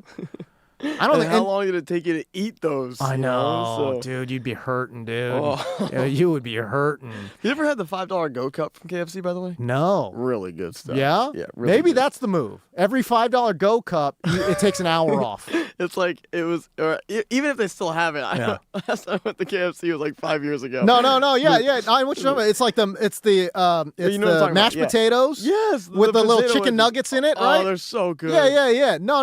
That actually looks good. Yeah. It was the only advertisement from KFC that I was like, yes. Yeah. And I went. Hey, and listen, I think they have chicken sandwiches now, so maybe it's for every chicken sandwich you eat at KFC. Nah, I think you got to get the bucket. Yeah. You know, get the bucket, and for every piece of fried chicken you eat, you can take off, I don't know, let's say 45 minutes. Every piece of fried chicken you eat, 45 minutes, taken off. That's not bad. Finally, 24 hours in a Krispy Kreme. Now, I do know Krispy Kremes are open for 24 hours. Now, imagine that one. For every Krispy Kreme donut you eat, you could take off 30 minutes. Because you can pound some Krispy Kremes. But I do wonder, that would be pretty rough, though. Like, you're out there, let's say you had 20 Krispy Kremes, dude, you're puking. Krispy Kremes are great for, like, the first couple. Yeah. And then the next couple are kind of like, okay, I can do this. And then if you go to, like, 5 or 6, you're like, dude, stomachache city. So are you saying one donut and take an hour off? No, half hour. Oh, a half hour. Half hour. Yeah. Like, I feel like that's even easier. Well, no, because now two takes an hour. So let's say we're taking so you'd have to have 20 donuts to take off 10 hours, but you're still there 14. So now we're taking on, let's say you want to be there for like 10 hours. Yeah. You're having 28 donuts, dog. Yeah. I know you think that sounds easy. That ain't easy. No, it's not. No, your stomach's going to be crushed. I know. I'm trying to picture it. And 28 donuts. No. That's tough. Oh, man. Chat, I need to know, man. I need to know. If you had to pick between 24 hours in any one of these restaurants, Mickey D's, Denny's, Taco Bell, KFC, Krispy Kreme, what are we doing? What's the move? Yeah. What's the move? Which one is actually the worst one? Yeah, let's rank them. Let's rank it, dude. How about swing it ball forward? Did you see what he said? I bet you James and producer Peyton like apple fritter. Of course, dude. What? Apple fritter is the go-to. If you go to a normal mom and pop donut spot, the apple fritter is the go-to. There's like certain things that you get at a restaurant to see if they're good, right? And when you go to a donut store, when you go to a donut shop, a mom and pop, regular, like we're talking like pink box donut shop, if they have a good apple fritter, you know everything else is good. If their apple fritter is buns, most likely everything else in there is going to be subpar. For my girl, that's the matcha at coffee shops. That's how she feels Correct. about matcha. Yeah. No, that's 100% accurate. Yeah. You go to a cafe and you can judge their entire menu based off of how good their matcha is. Yes. If they've got a good matcha, everything else is going to fall into place. If their matcha is buns, I promise you, most likely the rest of the menu is probably buns too. I'm just saying. Krispy Kreme would be the worst, says David 100. Yeah, if you that's what I'm telling you, man. Like 30 minutes per donut. If you had 40 something donuts, yeah, that's puke city. Oh yeah, can't do it. I want to see James share a choco pie with producer Pate. Yo, wait, hold up, dude. Hold up, Doc. What? Yeah, exactly. Hold up. What? All right, man. Let me know. 855-97 LA fan. Which one would be the worst? What's the worst? Is it 24 hours in a Mickey D's, Denny's, Taco Bell? I'm going to eliminate KFC because I don't think you could stay 24 hours in a KFC or Krispy Kreme, because Krispy Kreme is legitimately there are legitimately 24-hour Krispy Kremes available. That would be that'd be interesting. So there you go. Those are your options. Those are your 4 options: Mickey D's, Denny's, Taco Bell, Krispy Kreme. Which one would be the hardest to stay for 24 hours for a fantasy football punishment? Okay, we step away. When we come back, it's more. We're going to close out the show, baby! The James Coe Show! Right here on the brand new 97.1 The Fan, the voice of LA Sports.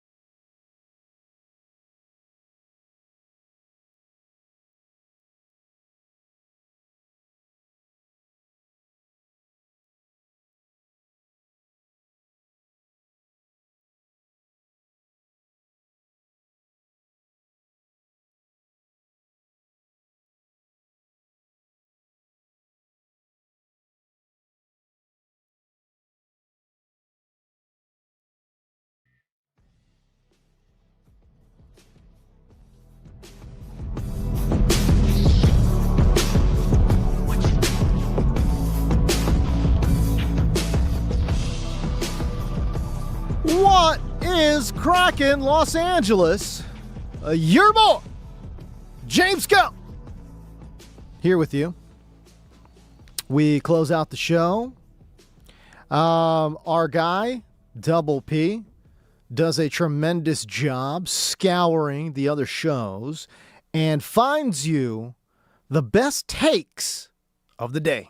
It's time for Takes of the Day. What do you think about Le GM? I don't see it that way. But I will say, that's how a lot of fans The Dodgers need to shut him down from pitching for a month. This is reckless behavior. Lakers should move on. All right, here we go. Again, it's the takes of the day. What are some of the takes that my fellow co-host here on 97.1 The Fan had today? Double P, walk me through it. Well, we start with Cody Decker this morning on AD's return. No, I'm not talking about Anthony Davis. Nobody cares about him. He doesn't play for the Lakers anymore. Right. Aaron Donald, folks. Here was what Cody Decker had to say this morning on D-Fish and Decker. I think he's even said, I'm not coming back unless I'm Aaron Donald. Well, looking at him, that looks like Aaron Donald. So I think he's back. And I don't see this guy with his type of temperament being that type of guy to be like, yeah, I'll play the last half of the season. I think if Aaron Donald's coming back, he's coming back for the entire ferocious year. I agree. I think he will come back for the entirety of the year. As a matter of fact, I'm going to call my shot right now here. Okay. Today was the last day of training camp for the Rams, but they also have a joint practice against the Cowboys on August 11th, and they've got a joint practice with the Saints on August 20th. I'm calling my shot. I'm going to say on Monday, August 24th, Aaron Donald announces that he is unretiring and joining the Rams. August 24th, Monday, on a Monday. It's got to have high impact. Monday the 24th, you got to give it an entire week of just play. Right? So Monday the 24th, I think Aaron Donald ends up coming back to the Rams. I'm calling my shot. Calling my shot. Heard it here first. Let's go. That's the type of stuff we want. You know what? That's going to make tomorrow's take of the day. Yeah, baby.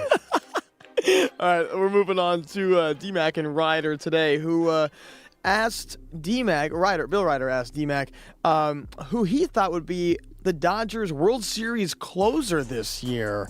So, interesting topic. You got a lot of arms down there in the bullpen. Who do we go to? Do you push back a starter? What do you do? Let's hear what D-Mac had to say. Blake Trinan at his best, which we hope and think maybe he can get to over the next 8-9 weeks. Bill, in a perfect world, it would be Edwin Diaz, right? You hear the trumpet, comes out, he gets the save, bad trumpet there, working on my trumpet skills. My brain just did that. But I would say that in a perfect world, it would be Edwin Diaz. But I've never seen him do it for the Dodgers. I've never even seen Tanner Scott do it for the Dodgers. There's some guys that have big stuff out of this bullpen, but Blake Trinan is one of those guys that's still around that has done it. Even Evan Phillips has been injured in the bullpen. I thought about maybe at Alex Vesia, but I'll take Blake Trinan. So he's going off the board. He's going Blake Trinan. Wow.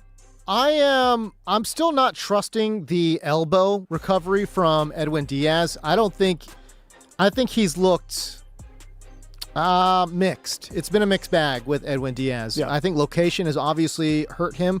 Velocity is there, though. So, again, I think he has to figure out control. But once he does that, as long as the velocity is there, Double P, I think Edwin Diaz will be fine. Again, I have not been impressed. His numbers this year have been atrocious. But the velocity, I think, after coming back from injury, I think it's there or almost there. Yeah. And so, again, but control has obviously not been there. If he can find that, then I will still go with Edwin Diaz. Can I go completely and utterly off the board? Uh-oh. How about Roki Sasaki? I knew you were going to say that. Again, you give me Roki Sasaki, giant oversized glove, him firing on all cylinders right now. The velocity is up. Ball placement looks really, really good. I would not be surprised if they go to Roki Sasaki in a high leverage situation. Let's just see Man, I'm so curious to see how Dave Roberts is going to manage this bullpen, because now that he's got a surplus of starting arms, some of these guys are going to have to come out the pen, and we know that Roki Sasaki will be one of those guys. Oh, without question. There's so many options. It's like just a plethora of just riches right there in the bullpen. And, of course, you got to move back some of those starters to the bullpen, too. So that's the biggest option. Who goes back? Who stays? Maybe Blake Snell comes back, and he's just killing it, which is honestly expected. And he goes ahead and stays in the starting rotation. You're going to have to push someone back. So dude, there's so many options. I'm going to go back to I think it's the 2001 Arizona Diamondbacks, right? And we've seen this in many, many times on a bunch of different places. But, how about if it's Game 7 and there's no other games? It's Game 7 of the World Series.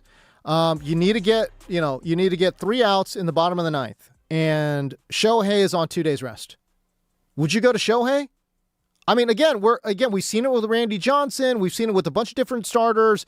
I wouldn't put it past Dave Roberts, who obviously has an encyclopedia of knowledge when it comes to baseball. I wouldn't be surprised if we see one of the frontline starters on 2 days rest get in there and try to get a save. We saw Yoshi do it last World Series, and he turned out to be the MVP. That guy was pretty good.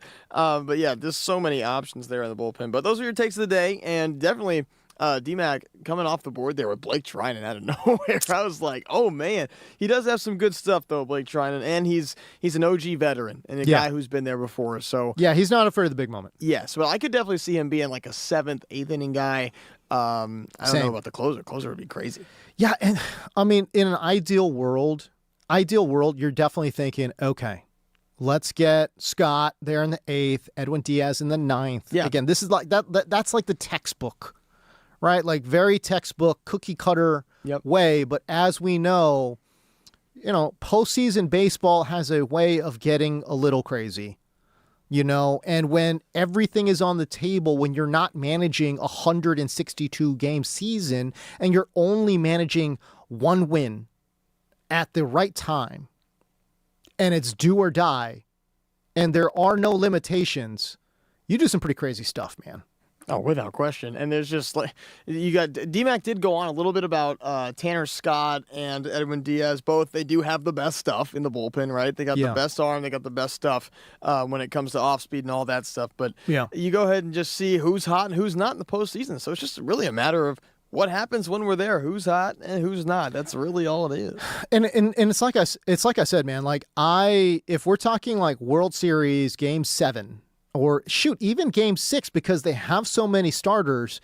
Let's say, let's say Skubal or something is available and he's on 2 days rest. You could throw Skubal out there. You could throw Skubal out. Again, Yoshi Yamamoto, you could throw him out there. It's a deep, the rotation now is the Avengers. They've got the Avengers rotation.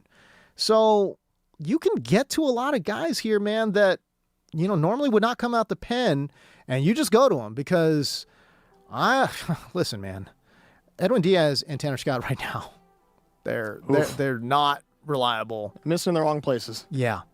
So we'll see, man. We'll see. I appreciate it, everyone, but we got to go. For Double P, I'm James Coe. We'll see you, but remember, it's never too late to chase your dreams. Peace. You've been listening to The James Coe Show. For fantasy purposes. On the new 97.1 The Fan. His effectiveness in the intermediate area of the field, it's not close. The voice of LA Sports. If you miss any of the show, listen back on the iHeart and Always Free Odyssey app.